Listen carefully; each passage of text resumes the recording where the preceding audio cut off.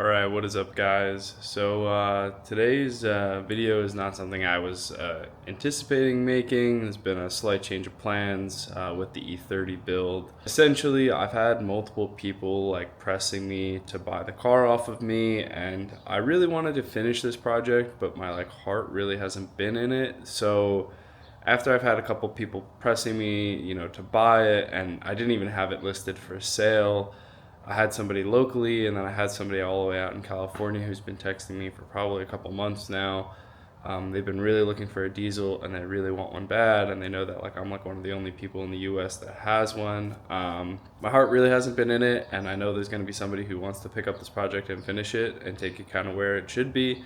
So with that, I'm going to be basically putting the diesel back together, essentially kind of prepping it for sale, so I can take some final pictures of kind of where the car currently sits for the next buyer. The guy that will be picking up the car is in California, so as long as everything goes through, he'll be shipping the car from all the way from where I'm at in the Northeast all the way to California, and picking it up from there. And in terms of where we're going from here, obviously I'm selling a car that I'm not 100% dedicated to. I really want to get into drifting. I've had a drift car before, a car that I built to be drifted, but never ended up really drifting it. So now I really want to get a dedicated seat time drift car. So I think that's the goal, and I think that should be a lot of fun, and I can take you guys along with that process. But for now, let's get the E30 assembled again, and then let's get it ready for sale. Just to give you an idea of kind of where the car currently stands, the hood isn't mounted. I have all the front bumper and all the components taken off because I was starting to sand to get into that. So assembly of the front end, attach the hood. I want to attach the intake manifold and assemble the engine bay, so that's all together for the new owner.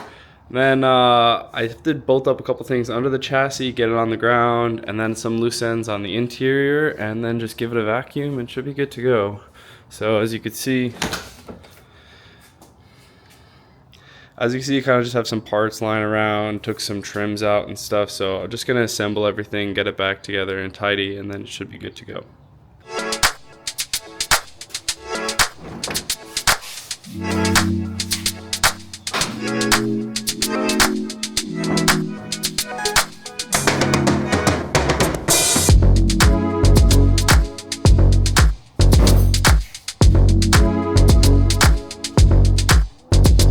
This is where the engine currently stands. We have to rebuild this mechanical fuel injection pump, which is actually a big pain in the ass, which is one of the main reasons why I never kind of got this car going. So basically I have the intake manifold off. I have to put the gaskets back on, put the intake manifold back on, just kind of tidy this up, reassemble a couple of lines, put the turbo piping from the turbo into the intake manifold, and that should be all set for the engine bay here.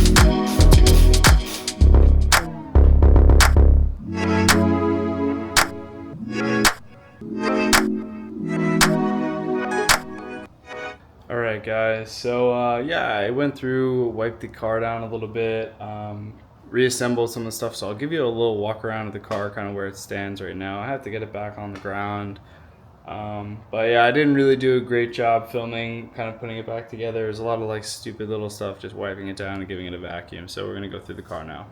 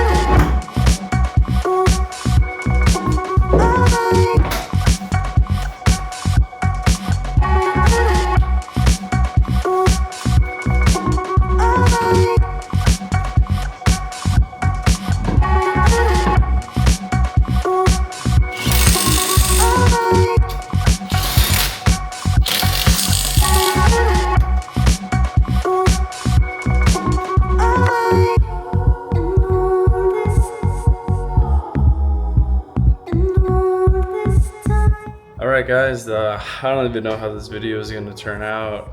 The car is back on the ground, as you can see behind me. I forget how low the car actually sits. It is so low. I just stand right next to it. Yeah, I'm 5'9", and the car is way below my shoulders, so it's like on the floor.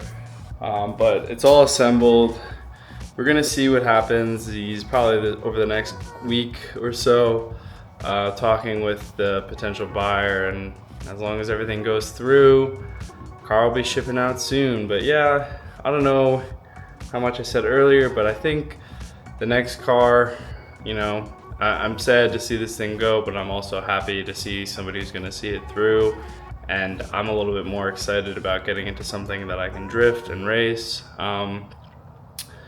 As much as I hate the Nissan Zs, I think they're so ugly, a 350Z is probably the most simple seat time car that I can get into. So I might be looking at one of those. I might be looking at an E36. We'll see what happens. I'm not too sure, but yeah, it's a little bit of a sad video to me, kind of just reassembling the car and getting things back together.